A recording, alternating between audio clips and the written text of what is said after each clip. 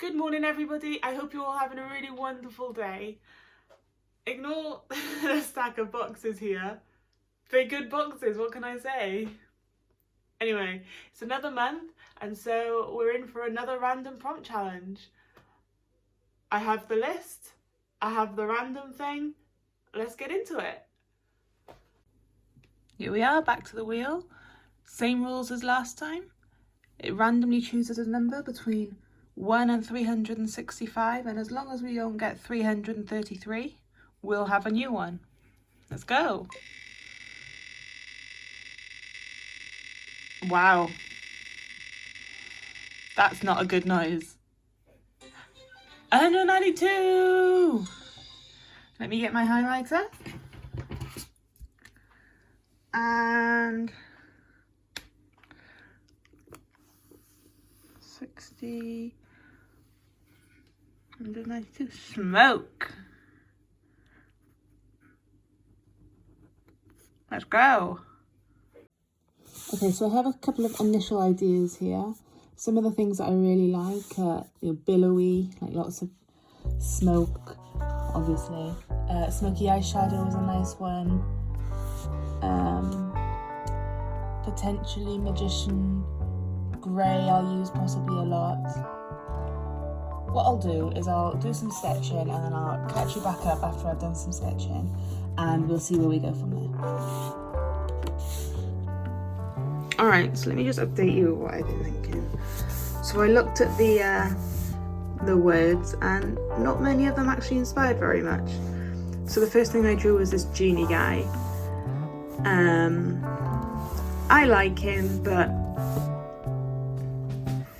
I don't know, he seems a bit too powerful,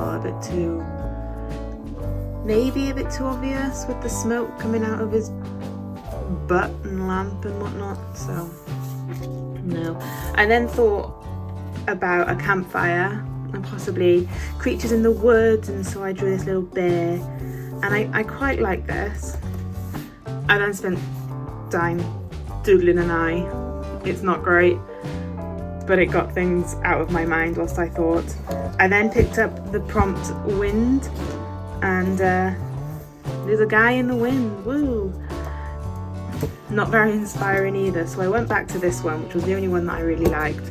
And so I created this little sketch here of potentially the little campsite, and we'll have the bear, because bears are adorable, and possibly like a deer or a wolf or something led here, and there's going to be a little character guy playing some music, and I like this. This seems really comfortable and really homely, so we're going to go with this. I'll do a proper sketch and then we'll colour it in and we'll see where we go.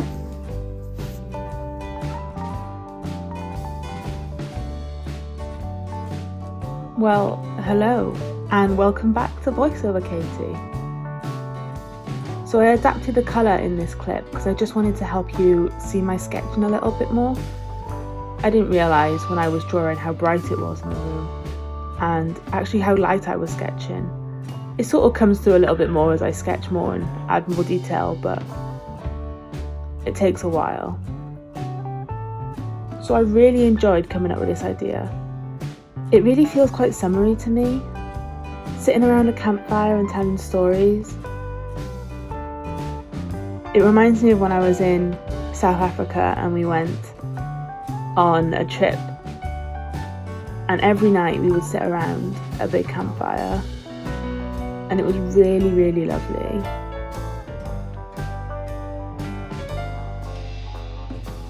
I thought it was really adorable that I decided to draw a bear. I don't usually draw animals in my illustrations, and I thought this addition of a bear really, really improved the drawing. I think it really helps with the storytelling, and that's something I really struggle with. I just kept imagining someone sitting around a campfire and they just sat there playing music for themselves and hanging out, and then all of a sudden this bear comes through the woods, and instead of freaking out and everybody losing their minds over this bear, this little bear doesn't maul you to death.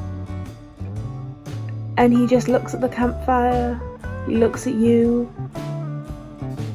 and he just sits down and he decides, I think I'm gonna sit here and listen to you play some music.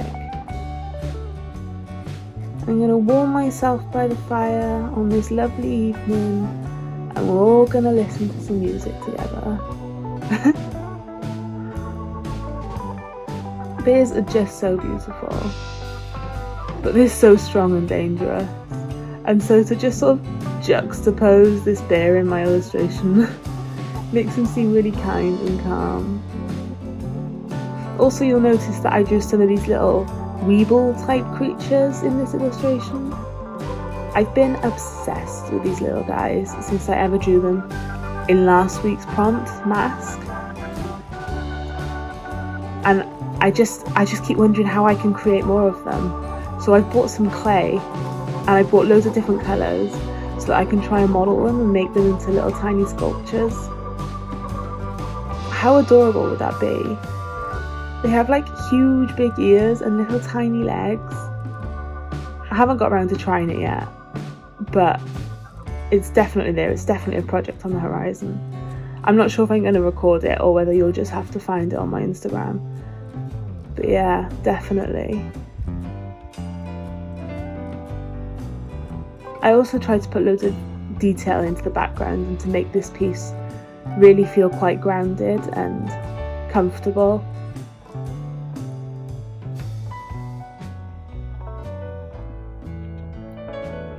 So we're coming to the end of the sketching part now, and I'm just going to add some details and some grass. I wanted to have plenty of detail in the background, and I sort of wanted this image to like fully incorporate the characters into the scene. I also still want this artwork to be sketchy and rough in its design. That's sort of really comfortable to me. That's sort of how I work, so I kept it really quite rough, unlike last month's artwork where I really made all the lines clean. I just don't think it looks as good, and so yeah, I left the rough artworks here. It just feels really organic to me, and so what I did here is I went in with a fine liner to define the main subject of the illustration, and this sort of helps to separate some of the lines, and some of the sketching was overlapping, and some of the lines were sort of a bit difficult to define from each other. So when you go in with a marker here, you just sort of define the main subject, and it helps with some of the overlapping lines. It just helps with what I'm trying to convey.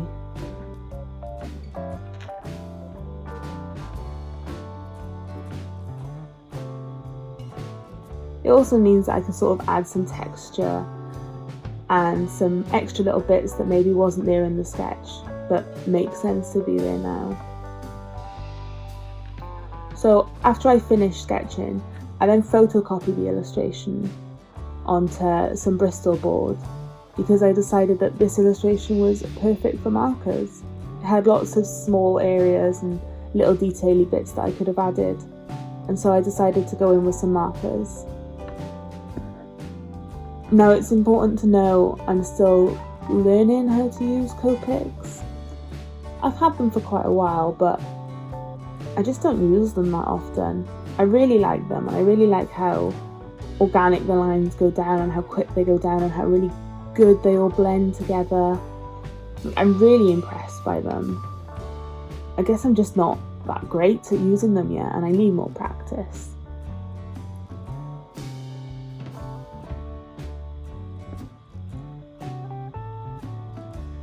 So it's just really good that I get to use them in these sorts of illustrations, and I just get to really take my time with them and create an artwork that I quite like in the end. I'm also interested in all sorts of other mediums though. I often use watercolour and gouache, which I used last week, and of course I draw digitally a lot as well. I just sort of dabble in markers. I like markers. But yeah, I guess they're not my favourite form of drawing mediums. But if you guys use markers, or what is your favourite drawing medium? Let me know, because I'm always open to new ones. If you use something that I don't use, or maybe you're really, really good at using markers. Yeah, if you create any artworks using markers this week, do tag me online and show me. I'd really, really like to see them. I love looking at other people's artwork. It really inspires me. So considering I'm not that great at using markers, I decided to really take my time in choosing the colours that I wanted to use in this illustration. I wanted it to all sort of feel cohesive, and so I wanted the fire to obviously be the main source of light. So I made sure to add the highlights. You can see the yellow highlights here. And all the characters started with the same yellow, just so I had the highlight down. And I then went over with a lighter colour of the main colour of that area, just to hopefully make that highlight feel more natural. We should really do some colour theory and learn colour. Yeah, let me know if maybe some colour theory would be good. We could learn together and draw together.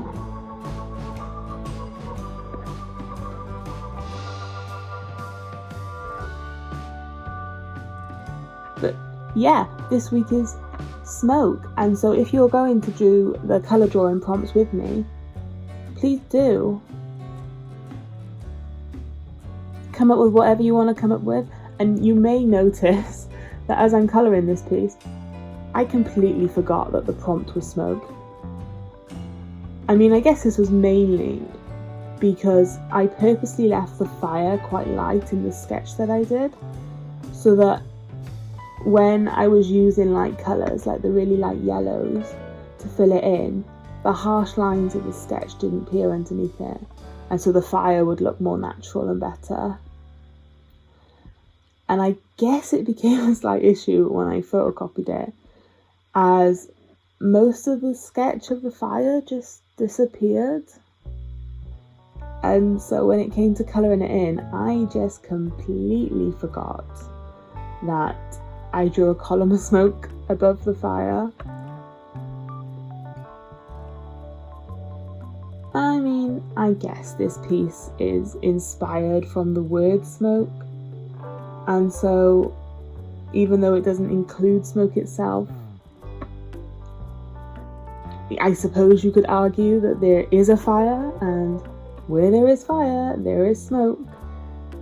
And so the smoke is sort of implied. I would say this is a real artistic piece. Real meaning behind it, yes.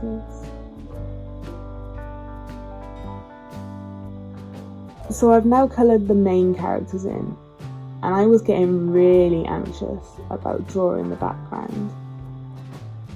There was a lot of space to fill in. I really didn't want to sort of waste my markers because I'm not great at using them. I really wanted to get it right because I really, really liked this piece that I coloured so far. I think they look good, the colours are nice. It is exactly my sort of illustration. And so I'm sort of adding in extras, and then I cave.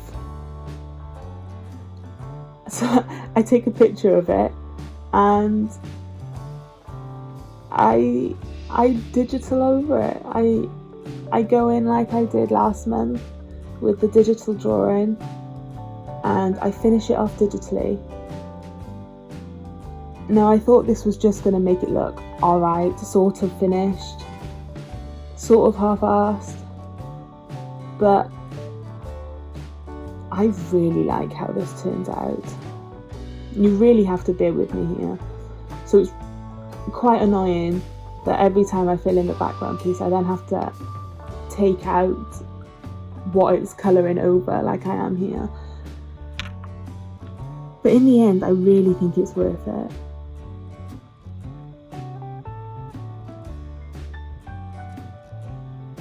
It means I could add detail and the things that I was really nervous about adding without being so worried about it. It was a really good way for me to practice my background drawing and creating a whole landscape piece without having to commit, really.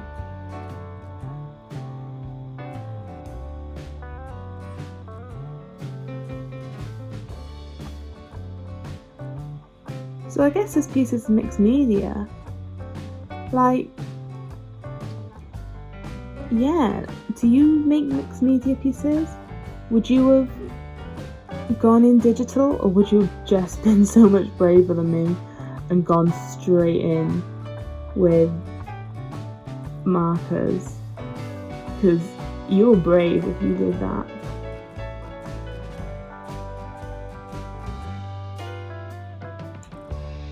I guess maybe it's the paper, but I just never feel like the markers lay a flat colour down in a large space. And I like it all to feel a bit more illustrated and a bit more natural in terms of my sketching and stuff. But yeah, I was not brave enough. So here you can see me digitally filling it in. But I really think it worked. I think it gave off the exact feel that I wanted it to.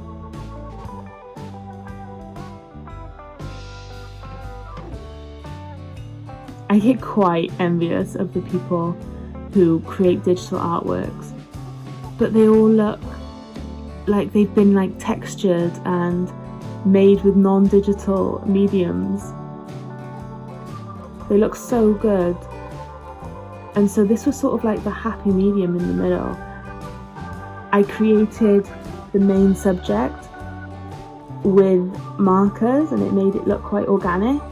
And then I finished it off digital, where I could add in all the little details and all the little things that I maybe wouldn't have been able to do in real life, because I'm just not that good at markers.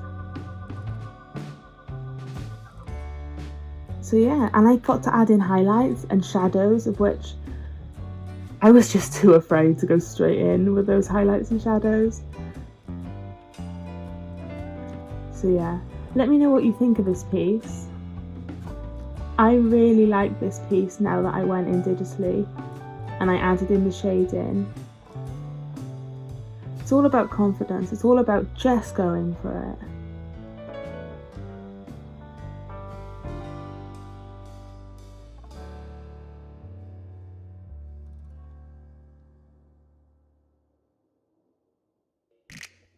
Thank you so much for joining me this morning. If you're doing the community prompts with me, this month is smoke, and tag me on social media with all of your creations at Katie Amy Creative. If you want to catch up with me, I'm mainly on Twitter or Instagram, and it's been really, really wonderful to be with you this morning. I hope you all have an amazing day, and I'll see you next week. Bye!